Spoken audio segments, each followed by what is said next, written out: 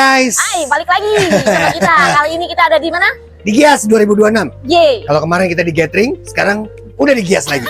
Langsung kerja Karena lagi. memang schedule kita ya. Yoke. Schedule kita untuk hari Rabu tanggal 6 memang kita udah ada schedule untuk ke Gias. Ya. Nah, kegiatan kita apa aja nih, Ci? Ya pastinya Gias. kita mau ngelihat kali ini Gias Ya. kayak apa sih gitu. Apa Animonya bedanya sih sama yang tahun lalu? tahun-tahun. Iya. Yang pasti kalau gue pribadi buat komparasi aja bagaimana mobil baru dikomparasikan dengan mobil sekas. Oke. Jadi sedikitnya bisa memberikan pemahaman kepada para viewers. Oh ini loh, beli mobil bekas seperti ini, benefitnya beli mobil baru seperti ini. Kalau mau beli mobil bekas di kita dong. Oh pastinya. iya, makanya kita mau melakukan komparasi. Yes. Kalau Cici, Kalau gue mau melihat orang mau tuh SPK, SPK jangan. bos mau SPK katanya bos. Kalau gue lebih mau ngelihat orang tuh euforianya lebih ke listrik Iya. atau ke konvensional. Tuh, Nah, iya. 2026 ini Nah. gitu. Makanya yuk ikutin kegiatan kita, ini bakal seru banget. Selain gua ada Lukas, ada Thalia, ada Bos Teddy pastinya. Tuh, ya. Gua nggak tahu. Bos Teddy itu biasanya kalau ke Gias biasanya bukan konten. SPK. SPK. Makasih, Bos. Ini Ya, ada Thalia di sini. Ini ada Lukas. Ya. Makanya ikuti kegiatan kita yuk. Yuk, let's go. Let's go Dah. guys.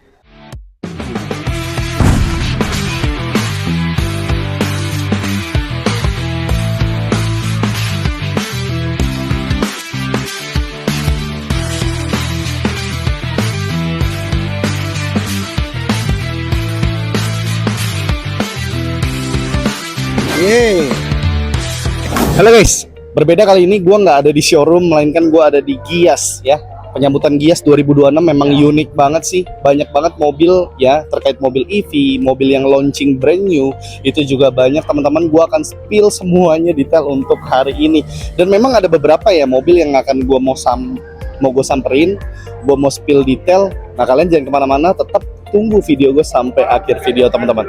Nah teman-teman juga bisa pesan tiketnya melalui etiket atau bisa langsung di sini ya teman-teman. Nanti bisa dapat gelang seperti ini dan langsung bisa masuk. Kita langsung masuk aja yuk ke dalam.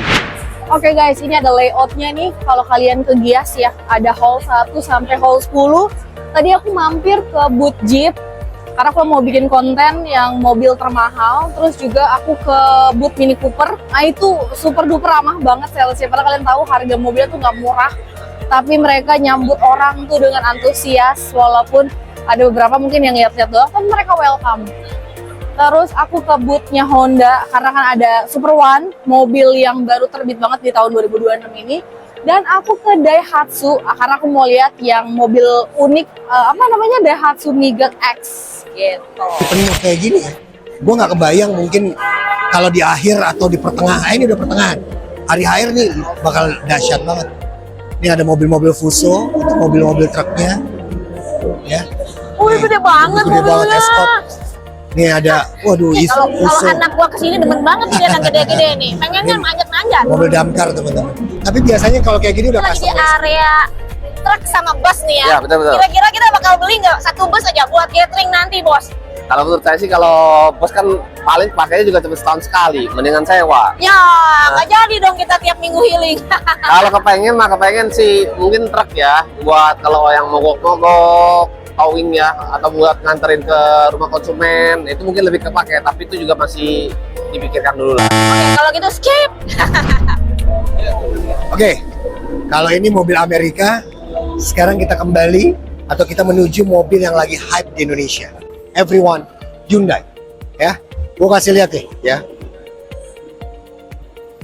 Dari tampilannya, lihat. Ini yang gue bilang mobilnya futuristik banget. Mobil-mobil Jepang, ya. Lihat. Ini mobil big MPV dia, guys. Jadi ketika lo memutuskan untuk membeli ini dan lo one time lo harus jual misalnya, atau ya entah itu BU entah apalah ya, dengan segala macam keadaan, lo harus terima resiko ini mengalami depresiasi yang luar biasa. Beda cerita dengan lo pakai yang seperti ini. Nah ini Palisade kaligrafi tahun 2026. Oke, menurut gue ini udah mobil premium. Ini mobil premium yang menurut gue nilai depresiasinya nggak terlalu parah. Karena kenapa? Mobil ini memang benar-benar punya segmennya tersendiri. Ya, punya segmennya sendiri. Semua orang senang dengan mobil ini. Ditambah fitur yang luar biasa. Boleh deh. Jadi ketika lo pakai mobil ini, one time lo pengen jual balik, depresinya nggak terlalu nyenak-nyenak banget. Palisade guys, gue saranin ambil Palisade kaligrafi, ambil tipe yang paling tertinggi karena memang lu bakal dapat kepuasan. Oke, next. Nah ini yang jadi juaranya Hyundai tahun ini. Nah ini guys, ini bintangnya Hyundai di Gias, Ioniq 9. Dan menariknya adalah, amaze-nya adalah mobil ini harganya lebih mahal daripada Palisade. Gokil. Ini kalau nggak salah, ini Hyundai yang paling mahal. Kalau nggak salah almost 1.5 kalau nggak salah. Ya.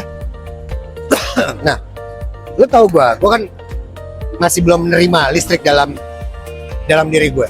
Tapi kalau untuk Ioniq 9 ini, gue merekomendasikan. Ya memang harganya nggak murah, tapi lu bakal setidaknya puas banget.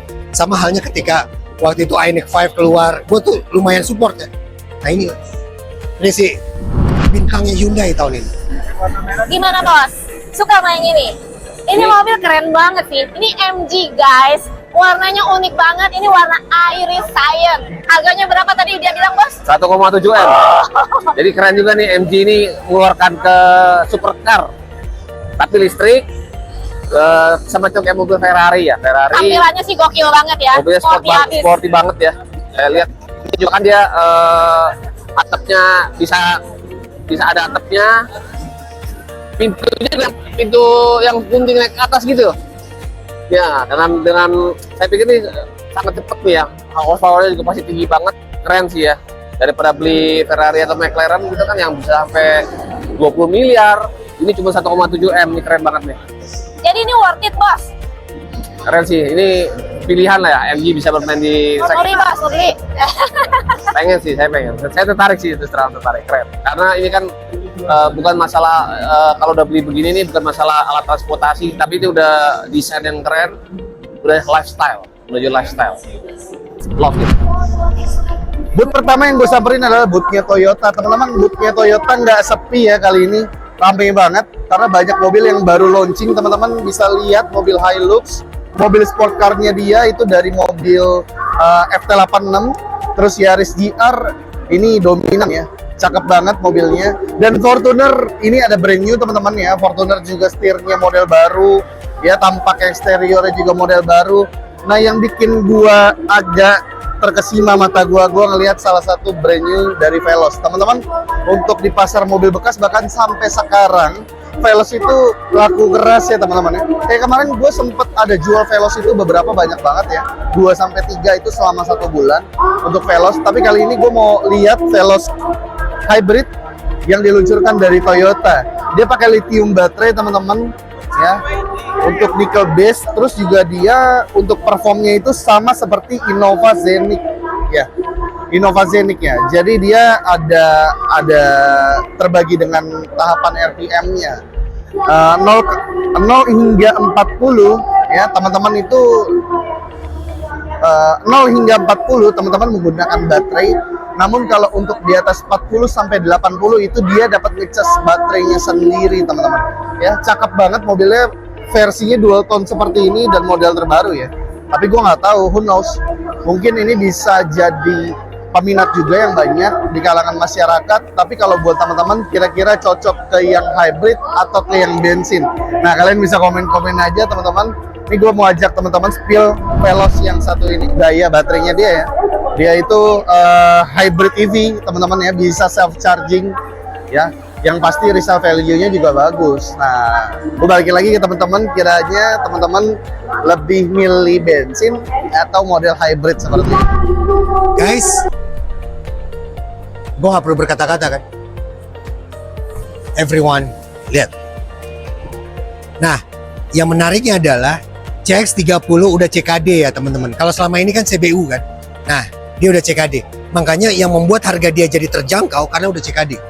By the way, mudah-mudahan Mazda-Mazda yang lain bisa nyusul untuk CKD-nya. Untuk CX-30 udah CKD, udah diproduksi di Indonesia. Mudah-mudahan menyusul di CX-5, di CX-60. Jadi harganya bisa terjangkau kalau udah CKD. CX-30 ini keren banget men. Ini yang menurut gue, ketika lo senang mobil sedan, ketika lo nggak senang mobil sedan, tapi lo nggak suka mobil tinggi, ini pas, X-Over, tampilannya lihat, sudah lengkap dengan sunroof, ya, Interior juga udah keren banget. Ya. Tuh, dia dengan kebanggaan dia. Made in Indonesia karena special thing untuk Mazda CX-30 udah CKD, teman-teman. Keren banget. Nah, sekarang kita lagi di booth-nya mobil sejuta umat. Ya, brand sejuta umat, Toyota, teman-teman. Nah, yang menariknya adalah fokus nih, teman-teman. Toyota tidak fokus dengan mobil-mobil low end-nya. Dia lebih fokus sekarang di Hilux, di LC. Zenith pun tidak ada perubahan yang signifikan. Jadi dengan kata lain, mobil Toyota, lo lebih prefer beli mobil bekas saja deh. Karena memang belum ada yang perubahan yang signifikan ya. Mereka cuma fokus di Hilux. Mereka lebih fokus ke LC. Zenith juga tidak ada perubahan yang signifikan. Jadi memang mobil-mobil segmented mereka lagi fokus sekarang, ya. Yuk sini. Tuh. Veloz pun cuma bertahan di hybridnya aja. Ada beberapa orang yang tidak suka dengan hybrid. Ada beberapa orang yang masih senang dengan konvensional. Ini aja kok nggak ada yang lain. Jadi tenang teman-teman. Jadi ketika teman-teman beli Toyota bekas, ya apapun itu masih worth to buy, ya worth to use. Nih, Veloz Hybrid EF tampilannya masih sama Veloz pada umumnya, nggak ada perubahan. Ya. Hemat dan masih ada lagi. Begitupun dengan Zenith, nggak ada perubahan yang signifikan, belum ada improvement dari mereka, nggak ada, ya. Lihat tuh, belum ada. Dimensi-dimensi lampu, dimensi-dimensi grillnya masih tetap sama. Jadi teman-teman gak usah khawatir. Jadi teman-teman jangan ke distract. Oh, gua harus beli mobil baru karena memang tidak ada perubahan yang signifikan. Alphardnya masih sama. Dia kembali lagi ke pelek konvensional ya. Ya. Alphard Pilot. Ini Velfire Hybrid. Ya, ini kan mobil-mobil segmented lah ya. Nggak semua orang juga suka dan nggak semua orang sanggup beli gitu. Ya. Ini Veloz. Ini Yaris Cross aja bentuknya masih sama. Ya. Masih sama semua. Menurut gua, lu masih worth to use and worth to buy mobil-mobil second Toyota. Menurut gua. Kecuali mungkin mereka udah full perubahan, mereka udah full improvement, boleh lah. Tapi ini sih, menurut gue ya. Ada kalian. Kira-kira tahu nggak mobil ini mobil apa? Mobil ini yang bikin gemparkan dunia, teman-teman. Ya, langsung aja ke mobilnya, itu dia. Wuling Aira. Ya, kalau yang kemarin itu produksinya adalah REV. Tapi kalau REV itu kan 2 pintu, teman-teman. Nah, kalau Aira ini sudah 4 pintu. Compact banget sih menurut gue ya. Dan yang gua review, yang gua lihat dan gua lihat untuk harganya ya pastinya. Ini harganya masuk banget di budget kantong ya. Nggak nyampe 200 juta, nggak nyampe 180 juta, cuman 175 juta. Teman-teman bisa lihat. Persis di seberangnya Bu Toyota ini ada Honda. Untuk Honda ini keluarin yang baru ya. Mungkin satu-satunya yang baru ini di Honda ada Super One namanya. Mobil listrik ya bos ya? Ya, Honda mulai main mobil listrik, tapi kelihatannya dia masih baru tes pasar kayaknya. Tes pasar. Di launchingnya juga kayaknya nggak banyak, baru 100 unitan kayaknya ya? Iya, di atas pasar. Respon pasar seperti apa? Itu mobilnya berkisaran di 300 sampai 350 juta. Bentuknya unyu-unyu tuh kotak kayak wagon gitu. Ya. Kecil-kecil, kayaknya harganya 300 jutaan. Ini ada Mas Agam. Ayo dulu dong. Lagi lihat Honda ya? Iya. Tuh, iya, kita lagi ngomong Super One juga. Makanya kita tanya, mumpung ada bosnya di sini, bos kalau ada yang mau jual, terima nggak? Terima sih harusnya. Terima. Apalagi masih 100 unit. Iya. Jalan. Jadi buat teman-teman, ya notice ya, ketika memang udah bosan dengan mobil ini, bos Dedi mau terima dengan mobil ini. Dia ini saingannya kayak Bingo ya. Iya, Bingo. 400 jutaan juga bos. BD apa? 400 Dolphin ya, 400 Dolphin. Kalau saya lihat sih bentuk, kalau dari jauh nih, saya baru first impression ya. Ini bentuknya kecil ya, compact. Iya. Harganya, kalau nyari harga sih mungkin Honda di atas saing. Iya betul sekali. Nah, Betul. mungkin kalau nyari sensasi berkendara, merek yang oke, Honda jadi pilihan yang bagus. Tapi kalau nyari fitur, nyari harga, ke merek Cina aja. Merek Cina betul. Cina. Tapi interiornya juga ini nggak kalah kok bos. Iya ya. Ya, Honda lah ya. Anda. Bisa tampil Yuk, fashion. kita lihat Yuk, aja. Lihat yuk. Interior gila mewah banget cuy. Lihat. Wajar sih 400 jutaan. Ya, ini kalau teman-teman ada yang mau jual kita terima ya. Kalau ini mau. Ya kan biasanya kalau orang Indonesia kan FOMO kan. Setahun, setengah tahun bahkan jual. Kita terima ya. Kalau ini kita terima ya. Ya. Nice. Semoga Honda terus memberikan inovatif, selalu kan memberikan inovasi yang baik. Nah ini kita kebutnya mobil yang sering banget gue jual, mobil bekasnya di sini. Ya, Suzuki. Oke, sedikit aja teman-teman. Suzuki tidak mengalami perubahan yang signifikan menurut gue. Paling ada beberapa aja dan itu nggak terlalu signifikan. Lo bisa tanggulangi atau lo bisa alternatifkan dengan optional di sini. XL7 di 2026 udah facelift ya. Oke. Tampilan depannya udah beda banget. Tampilan depannya udah beda banget. Ya, ini beta nih teman-teman. Ya. Ini beta, itu alpha. Tuh new alpha. Setahu gua yang membedakan di faceliftnya, sisanya semua sama dimensinya, atasnya juga sama, cuman mungkin yang membedakan dia sudah interiornya kali ya, dia sudah dilengkapi dengan fitur 360 ya, ini yang signifikan banget. Tapi sebetulnya hal-hal seperti ini lo bisa customize sih sebetulnya, diajarin trik and triknya sama gue, bisa lo kasih ke tukang aksesoris, lo bisa custom. Lo tinggal pilih aja, lo tinggal ngepal sendiri, jadi vest. Jok-joknya masih tetap sama, fabric. Cuman mungkin yang membedakan dia ada kamera 360. Kamera 360 bisa dibeli cuy. Ya, ya. Nah, ini apa nih? Ini R3 teman-teman. Ya, R3. Oh, S17 Zeta. Tipe yang paling terbawah. Oke. Tipe yang paling terbawah sama ya, dia tetap ini. Gua nggak tahu nih sini. Oh, masih tetap mempertahankan kunci, belum keyless. Dan dia belum dilengkapi dengan retract, retract spion. Memang paket hematnya. Yuk kita lihat R3-nya yuk.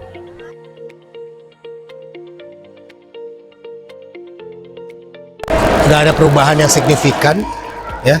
Jadi gue beli mobil bekasnya juga masih oke lah menurut gue, ya. Nggak ada lah. Cuman ada sebutan all new aja. Ya.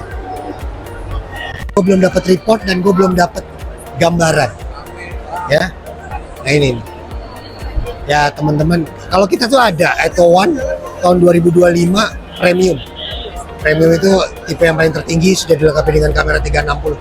Saran gue mendingan beli mobil bekas aja. Kita ada tuh AT1 ya. Let's go. Terakhir teman-teman, ini mobil yang wajib lo beli. Kalau ini, lo beli mobil baru aja gue ridho ngeliatnya. Serius. Ya.